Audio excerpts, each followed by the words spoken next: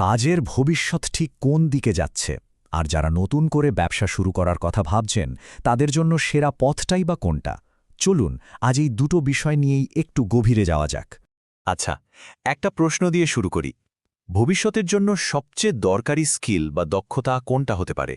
উত্তরটা কিন্তু আমাদের ধারণার চেয়েও অনেক বেশি অবাক করার মতো। এই যে সংখ্যাটা দেখছেন, এটাই একটা সূত্র। খুব সম্প্রতি মাত্র 2 অক্ষরের একটা ডোমেন নেম ঠিক এই দামে বিক্রি হয়েছে। তাহলে সেরা দক্ষতাটা কি?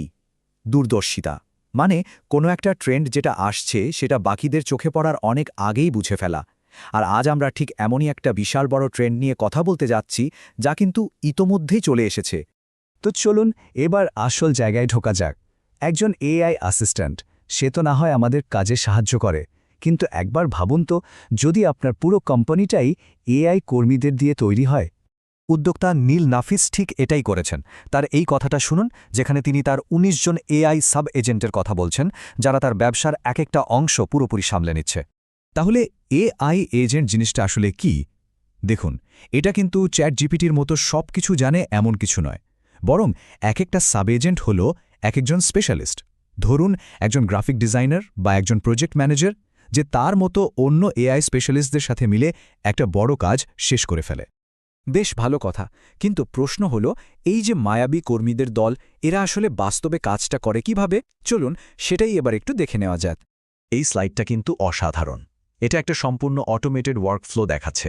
এখানে দেখুন, 4টা আলাদা এজেন্ট, একজন ওয়েবসাইটের সমস্যা খুঁজে বের করছে, আরেকজন সেটার সমাধান ডিজাইন করছে, তৃতীয়জন কাজটা ঠিকঠাক হলো কিনা তা চেক করছে, আর শেষজন সেটাকে পাবলিশ করে দিচ্ছে।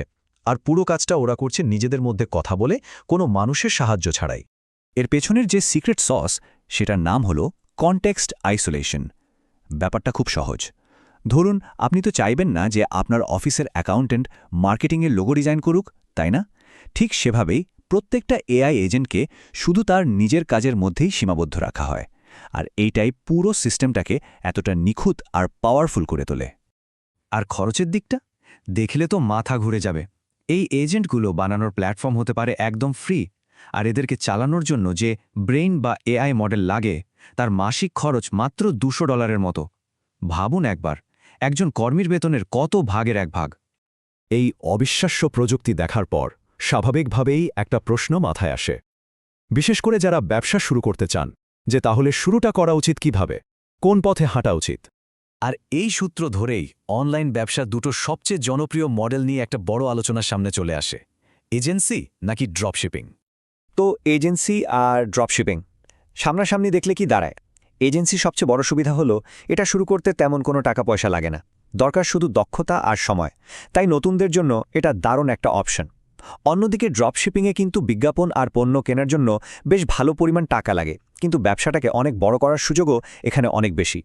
এর মধ্যে আবার একটা দারুণ ইন্টারেস্টিং মডেল আছে, যেটাকে বলে হাই টিকেট ড্রপশিপিং। মানে অনেকগুলো সস্তা জিনিস বিক্রি না করে হাতে গোনা কয়েকটা দামি জিনিস বিক্রি করা, যেমন ধরুন ফার্নিচার বা জিমের সরঞ্জাম। এখানে প্রতি সেলে লাভের পরিমাণ অনেক বেশি থাকে, তাই কম বিক্রি করেও বড় অঙ্কের লাভ করা সম্ভব হয়।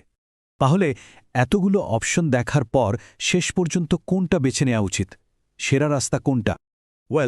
আসল ব্যাপারটা হলো, বিতর্কটা কিন্তু এই দুইটা মডেলের মধ্যে কোনটা ভালো সেটা নিয়ে নয়। এর পেছনে আরও বড় একটা আইডিয়া কাজ করছে, আর সেটা হলো লিভারেজ। দেখুন, দুটো মডেলই আসলে কোনো না কোনো কিছু লিভারেজ। এজেন্সি আপনার সময় আর দক্ষতার লিভারেজ নেয়, ড্রপশপিং লিভারেজ নেয় আপনার মূলধনের। কিন্তু এআই সাব এজেন্টের আগমন একটা সম্পূর্ণ নতুন এবং অনেক বেশি শক্তিশালী লিভারেজ তৈরি করেছে, আর সেটা হলো অটোমেশনের লিভারেজ। আর এই লিভারেজ যে কোনো ব্যবসার সাফল্যকে কয়েক গুণ বাড়িয়ে দিতে পারে। আর ভাববেন না এটা কোনো ভবিষ্যতের গল্প।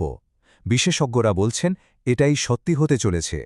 এমনকি ওয়াই কম্বিনেটরের মতো নামকরা প্রতিষ্ঠানের সাপোর্ট পাওয়া একটি কোম্পানি ইতোমধ্যেই এই সিস্টেমের জন্য এআই কর্মী তৈরির কাজ শুরু করে দিয়েছে।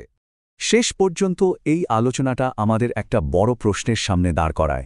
আজকের দিনে সফল হওয়ার খেলাটা শুধু একটা ব্যবসা দাঁড় করানো নয়, আসল খেলাটা হলো এমন একটা সিস্টেম তৈরি করা যা নিজে থেকেই চলতে এবং নিজেকে আরও উন্নত করতে পারে। এখন ভাবার বিষয় হলো, আমরা এই নতুন খেলার জন্য কতটা তৈরি?